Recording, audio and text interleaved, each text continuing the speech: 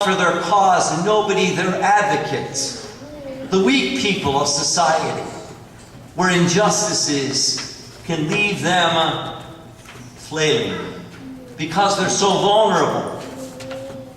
And Amos says, look out for one another. That is the way that we show that we know God. And we make God recognizable by the dignity that we are all created in God's image, in God's likeness. Look out for the weak ones, the vulnerable ones, the marginalized ones, the outcasts, the misfits, the people who don't think like us or act like us. The other day I was going to Fifth Avenue to get a pizza. And I was going through the Rite Aid, and a girl comes out of the truck and she says, hey sir, could you stop? Do you have 40 cents? And I said, well, sure.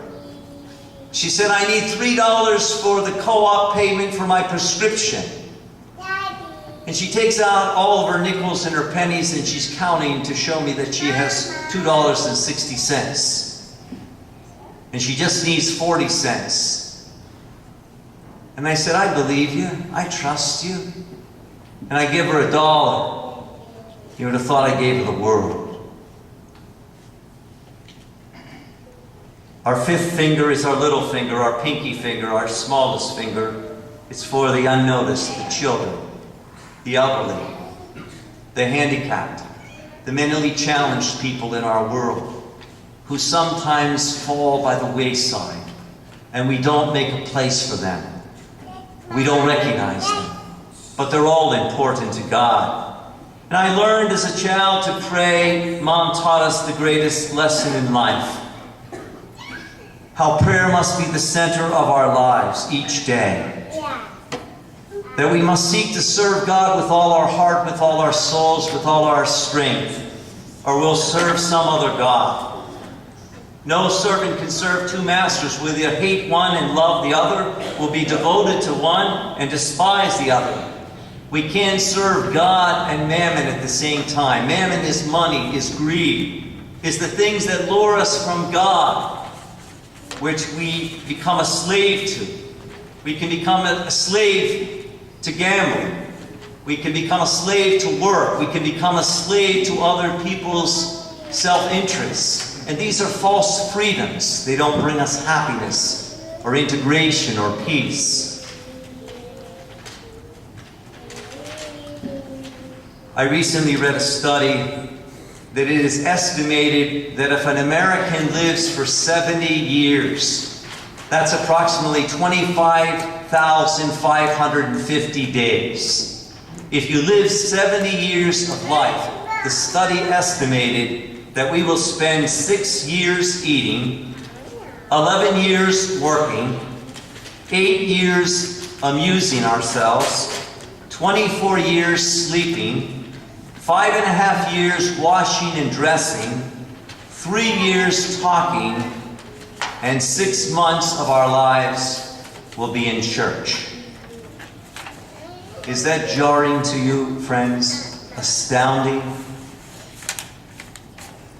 We need to come into God's house. We need to be reminded of the precious gift that faith is. That Jesus reminds us you can have all the things in the world, but they're not as important as your soul. Don't trade anything for your faith, for your soul, because all those things are ephemeral. They're a show. They're passing away. But what really matters is being connected to God, being devoted to God, living a life of commitment, of discipleship that will endure. I think the most cheated life to live is a selfish life. The most beautiful life to live is an unselfish life. And that's what Jesus is calling us to in this gospel of the unjust servant. He wants us to take our God-given abilities and gifts and talents and enrich the world with them, to bring God's grace to others in whatever our vocation, whatever our call of life, is to pass on our faith to others. Someone recently asked me who my favorite saint was. It was very easy to answer. St. Francis of Assisi. He had more followers of Christ than any saint because he radically heeded the gospel message. He turned from the world, he turned from wealth, he turned from his family, and he gave everything to God. And he found a whole new life. And he had a whole lot of followers. And for over 700 years, he's been a model to imitate of the Christian life and way of life. St. Francis of Assisi said, start doing what is necessary, what's before us every day. Then do what is possible. What can we do together?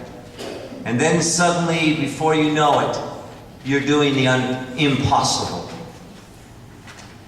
As we gather here today, let us pray that we will be faithful servants, so that at the end of our life, God could say to us, well done, good and faithful servant.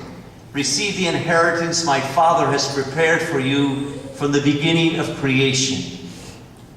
For you lived each day as if God were God, and you were a creature, and He was the Creator. And each day of your life you lived new lessons to learn, because every day teaches us new lessons.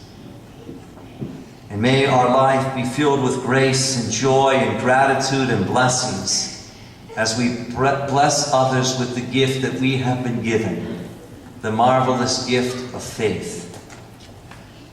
For the gift of faith is a great treasure.